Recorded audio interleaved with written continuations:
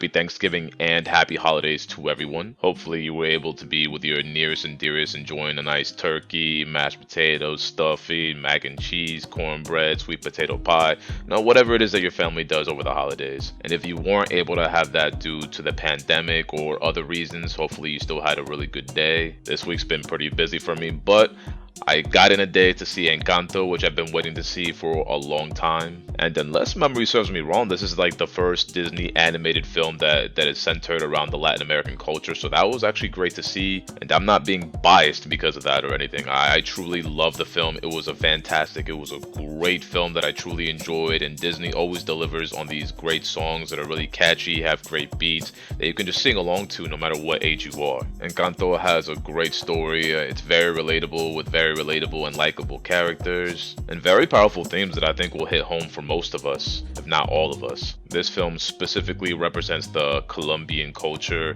I don't know how accurate it is in that regard because I'm not Colombian, I'm Puerto Rican, but it's about a young woman named Mirabel who is part of a gifted family with magical powers that help the community, help it thrive.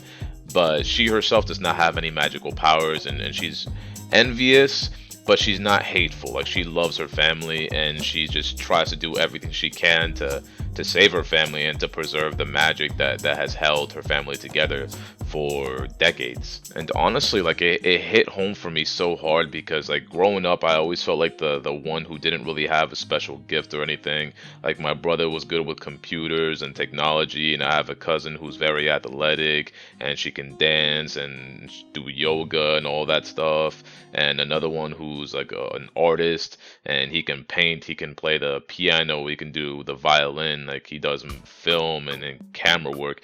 Like, everyone's so gifted. My uncle, I think he has a PhD, a doctorate in music. So like, everyone was so gifted like growing up, and I always felt like the one that just didn't have any gifts and didn't know what they wanted to do.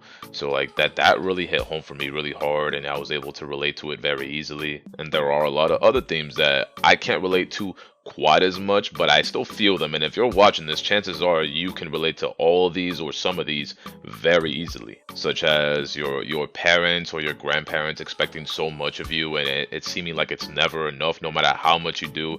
And it's not even that they don't love you, like, they do love you, and they want what's best for you, but sometimes like people forget like what's important. At the end of the day, you're still family, and what holds each other together is you. Like, you guys caring for each other and supporting each other. That is what holds you together. Not I have this or I have that, or I'm good at this, or I'm intelligent, or I'm funny. None of that. It's you guys helping together and caring for each other. At the end of the day, that's what matters most. And you have Bruno, who's voiced by John Leguizamo, and his character can see into the future. He has visions, but he doesn't quite understand them, and people don't quite understand what he's trying to like communicate to them. So he's essentially an outcast. Like, no one talks about him, no one talks to him, no one's seen him, all because he has this gift that he can't really explain, he doesn't really understand. And because he's not understanding, like, he's essentially like shunned because people don't really understand him. And I'm sure a lot of people can relate to that. Or Isabella, who plays Mirabel's sister, and she's seen as perfect. She's seen as this successful woman, very beautiful young woman who's going to marry the perfect man. And often it'll seem like from the outside that someone's life might be perfect to us. Like, there's nothing wrong about their lives. They have everything going for them and they're so successful, and we want to be like them. We're very envious. But behind the scenes, like deep down inside, like, their life isn't perfect. In fact, it might be too perfect to the point where they hate their life. And that was Isabella. How, like, she didn't want to marry this guy just because her grandmother wanted her to, and she didn't want to like create flowers and be this perfect. She just wanted to just be her and just be happy. But she wasn't that because she was so busy being like maintaining this perfect image of being perfect, and that can be a huge burden. And Luisa, she's physically strong, which is like metaphorical for you like carrying the weight of all your family's problems and the problems of everybody. And a lot of people are very strong people, and they carry the burdens of taking care of their family, their siblings, their friends, worrying about all their issues. But at the end of the day, like, you're carrying too much, like, whether it's physical or figuratively.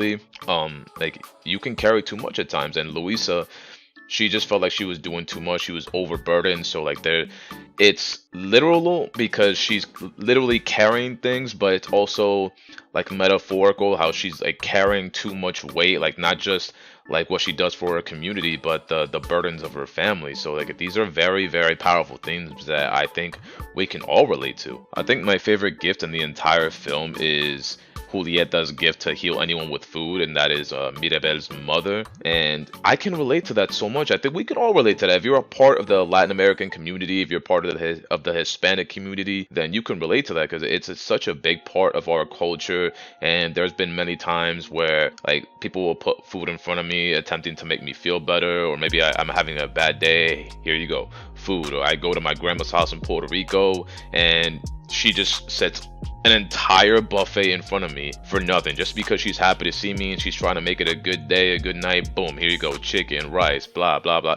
So much food all the time. So like it hit so close to home, and I really enjoyed seeing that because it was a gift, but it's also true. Like it's such a big part of our culture, and our parents or families are always trying to feed us food in order to make everything better, or simply because we love food. I mean, who doesn't love food? Actually, while watching the film, I actually got a craving for arepas, which I've never had the arepas from Colombia because I've never been there. But I have had arepas de coco, which are coconut flavored ones. They're a little sweet. My grandma made them and they were delicious. Whenever she'd make them, I would devour them. But sometimes I don't want something sweet, I want something savory.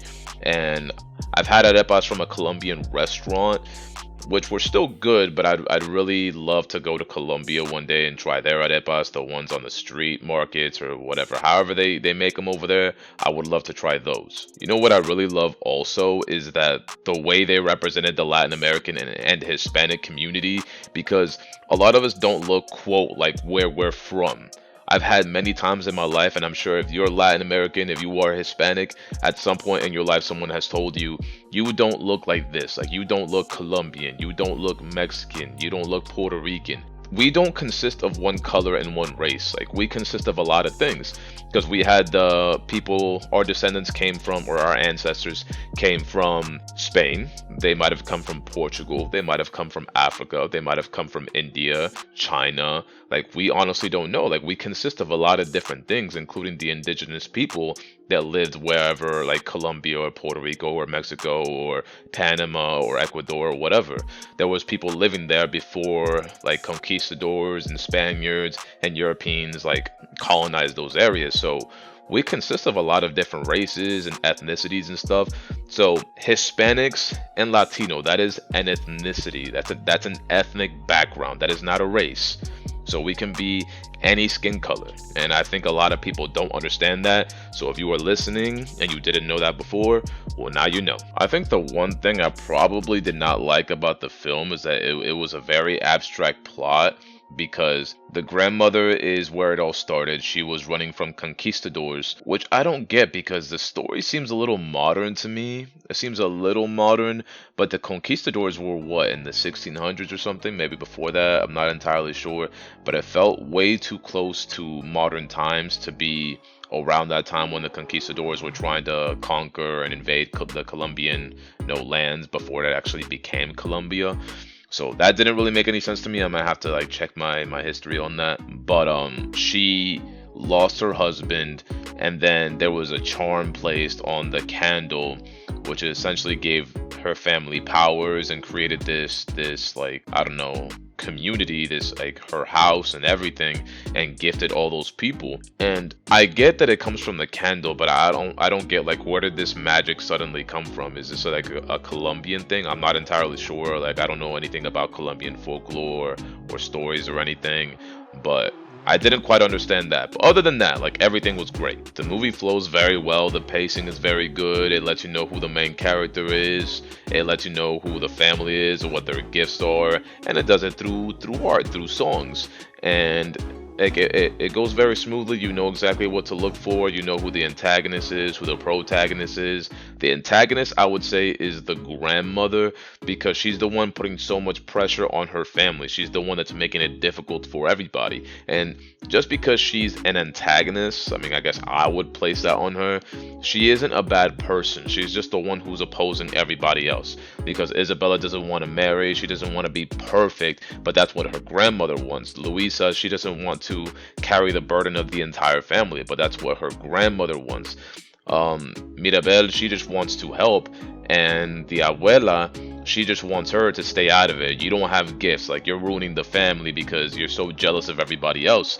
Like she's the thing that's literally causing all these problems, and she's the reason why the house was breaking apart. That casita was breaking apart because she was breaking her family apart and dividing them, even when Mirabel and Isabella found ways to come together because they hated each other so much. But once they got to know each other and Mirabel was able to fully understand her sister, they all came together and the house was being fixed. But the grandmother just kept making it so difficult for everybody.